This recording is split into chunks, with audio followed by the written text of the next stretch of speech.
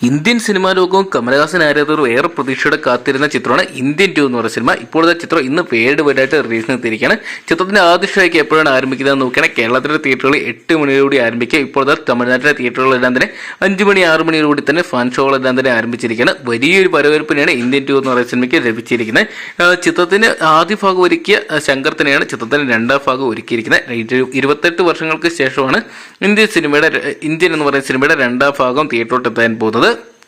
സേനാപതി എന്ന് പറയുന്ന കഥാപാത്രത്തെ ആദ്യ ഭാഗത്ത് തകർത്തഭിനയിച്ച കമലഹാസൻ വീണ്ടും ഇന്ത്യൻ 2 സേനാപതിയായിട്ടെത്തുമ്പോൾ വലിയ മാറ്റങ്ങൾ തന്നെയാണ് സംഭവിച്ചിരിക്കുന്നത്. അനീതിക്കെതിരെ പോരാടുന്ന വ്യക്തിയായിട്ടാണ് സേനാപതി എന്ന് പറയുന്ന ക്യാരക്ടർ ആദ്യ ഭാഗത്തിൽ ഇന്ത്യൻ എന്ന് പറയുന്ന ക്യാരക്ടർ വന്നിട്ടുണ്ടായിരുന്നത്. ഇപ്പോഴത്തെ രണ്ടാം ഭാഗത്തിൽ വരുമ്പോഴും അതേ ക്യാരക്ടറിന്റെ മാറ്റങ്ങളൊന്നും സംഭവിക്കുന്നില്ല. 30 വർഷങ്ങൾക്ക് ഇപ്പം എന്തൊക്കെ മാറ്റങ്ങൾ സംഭവിച്ചെന്ന് കണ്ടു തന്നെ അറിയേണ്ടിയിരിക്കുന്നു.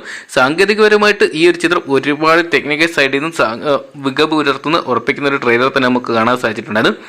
AI സാങ്കേതികവിദ്യ ഉപയോഗപ്പെടുത്തി നെടുമുടി വേണും അതോടൊപ്പം തന്നെ വിവേക് തുടങ്ങിയ കഥാപാത്രങ്ങളെല്ലാം വീണ്ടും പുനഃസൃഷ്ടിക്കാനും സാധിച്ചിട്ടുണ്ടായിരുന്നു.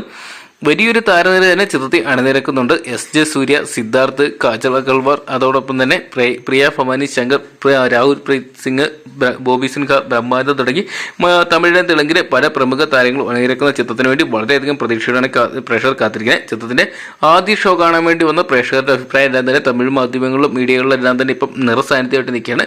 കമലഹാസൻ ഫാൻസിന് അല്ലെങ്കിൽ ഉലക നായകനെ കാണാൻ വേണ്ടി വീണ്ടും ആൾക്കാർ തിങ്ങിക്കൂടി വന്നിരിക്കുന്ന ഒരു കാഴ്ച തന്നെയാണ്.